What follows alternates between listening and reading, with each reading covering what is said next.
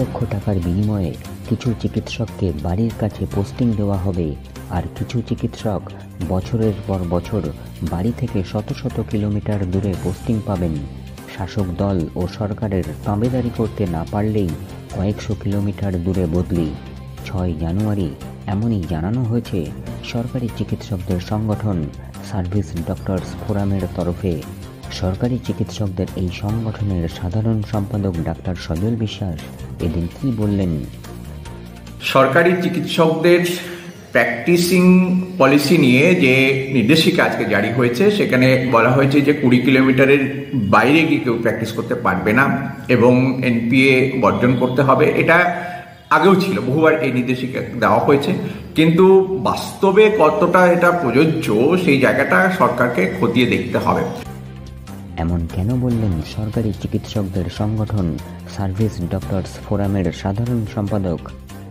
কারণ স্বচ্ছ বদলি নীতি নেই, স্বজন পোষণ দুষ্ট এবং লক্ষ লক্ষ টাকার লেনদেন যে বদলি নীতি নিয়ে চলে, বদলি কেন্দ্র করে চলে, যার পরিণতিতে আজকের সৎ এবং ডেডিকেটেড চিকিৎসকরা যারা এই অস্বচ্ছ এবং চূড়ান্ত দুর্নীতিগ্রস্ত এই বদলি নীতিকে যারা মেনে নিতে পারে না, বা আজকে এই লক্ষ লক্ষ টাকার লেনদেনের সাথে যারা যুক্ত হয় না, তাদেরকে কিন্তু আজকে শত শত কিলোমিটার দূরে তাদেরকে বছরের পর বছর কাটাতে হচ্ছে এবং কে কখন কার কখন কোথায় পোস্টিং হবে সেটাও কিন্তু আজকে জানা নেই। আজকে সরকার বা প্রশাসনের বিরুদ্ধে কোনো কথা মুখ খুললেই কিন্তু তাদের বদলি হচ্ছে বিভিন্ন কয়েকশো কিলোমিটার দূরে। এর ফলে কোন ধরনের সমস্যার সম্মুখীন হতে হচ্ছে?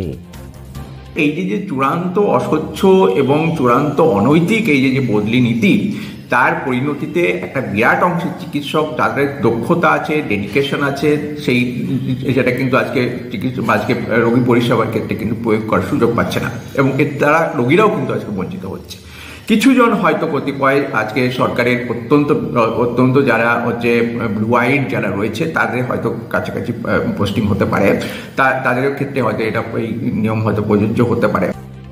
সার্ভিস ডক্টরস ফোরামের সাধারণ সম্পাদক এদিন আর কি বললেন? আরেক দিক থেকে যেটা বলা হয়েছে যে নির্ধারিত যে ডিউটি রয়েছে সেই ডিউটি আওয়ার্সের বাইরে যদি কোনো জরুরি ভিত্তিক কোনো চিকিৎসককে ডেকে পাঠানো হয় ডিউটি করার জন্য, তাহলে তিনি যেন 24 ঘন্টার মধ্যে এসে ডিউটি করেন। তাহলে এই 20 কিলোমিটার এবং 24 ঘন্টা, কারণ পশ্চিমবঙ্গে যে কোনো প্রান্ত থেকে এখন 24 ঘন্টার মধ্যে আসা যায়, ফলে এটাও কিন্তু একটা দ্বিচারিতা বা স্ববিরোধী একটা কথা বলে আমরা মনে করি। এবং এখানে আরেকটা ক্যাডার, দুটো ক্যাডারের কথা বলা হয়েছে, মেডিকেল এডুকেশন এবং হেলথ সার্ভিসের কথা বলা হয়েছে, কিন্তু পাবলিক হেলথ অ্যাডমিনিস্ট্রেটিভ সার্ভিসের কথা কিন্তু এখানে উল্লেখ নেই। কেন তারাই বা কেন প্র্যাকটিস করতে পারবে না? এনপিএ যদি ছেড়ে দেয় বা আজকে যদি অপশন দেয়, তারাই বা কেন অপশন দিতে দেওয়ার সুযোগ পাবে না, সেটাও কিন্তু এখানে উল্লেখ করা হয়নি। অতএব আমরা দাবি জানাচ্ছি আগে স্বচ্ছ বদলি নীতি, বৈজ্ঞানিক বদলি নীতি এবং সকলের ক্ষেত্রে সমানভাবে সেটা প্রযোজ্য প্রয়োগ করা হয়, সেই নীতি আগে সরকার চালু করুক।